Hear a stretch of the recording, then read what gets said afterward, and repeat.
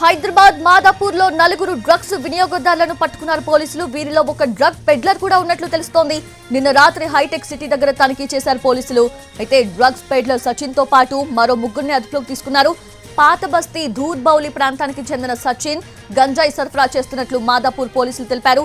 మరో గంజాయి సప్లయర్ రాజా పరారీలో ఉన్నట్లు చెప్పారు.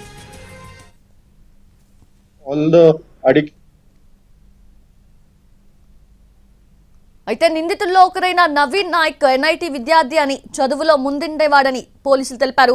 కానీ డ్రగ్స్ కి బానిసయ్యాడన్నారు. అతన్ని మార్చేందుకు కుటుంబ సభ్యులు ప్రయత్నించినా ఫలితం లేకపోయిందని చెప్పారు. నవీన్ బెంగళూరు వెళ్లి డబ్బుల కోసం డ్రగ్ పెడ్లర్ గా మారాడని గుర్తించారు. బెంగళూరులో ఎండిఎంఏ డ్రగ్స్ తో పాటు ఇతర మాదక ద్రవ్యాలు కొని నగరానికి తీసుకొచ్చి అమ్ముతున్నట్లుగా తెలిపారు. అయితే తనకు తెలియకుండానే డ్రగ్స్ కి బానిస అయ్యానన్నాడు నవీన్. డ్రగ్స్ కి ఎవరూ బానిసలు కాకూడదని చెప్పాడు Naveen.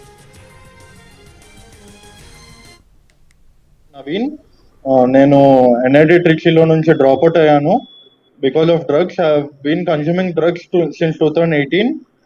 I wanted to change my life, but I couldn't change because of all the addiction and other things, which was motivated by many people and other friends. Because of friendship, many people are getting into drugs and all other things. I want to tell through media that everyone should change. Looking after me, they have to change. Chaitanya స్కూల్లో చదువుకున్నాడు, మంచి seat వచ్చింది, NIT ట్రిచీకి వెళ్ళాడు. అక్కడికి వెళ్ళి చెడు సహవాసాలకు అలవాటు పడ్డాడు. థర్డ్ ఇయర్ తర్వాత అంటే 2018 తర్వాత చదువు డిస్కంటిన్యూ చేశాడు, చదవడం మానేశాడు.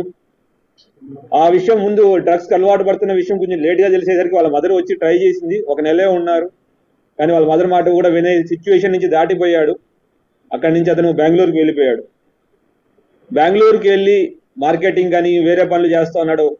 డబ్బులు లేవు, చేతిలో విద్యార్థి పట్టా లేదు. తెలిసిందల్లా ఈ గాంజా మత్తు పదార్థాలకు అలవాటు. మిగతా అక్కడ సప్లై చేసే డ్రగ్ సప్లయర్స్ తో మాట్లాడి ఇతను కూడా పెడ్లర్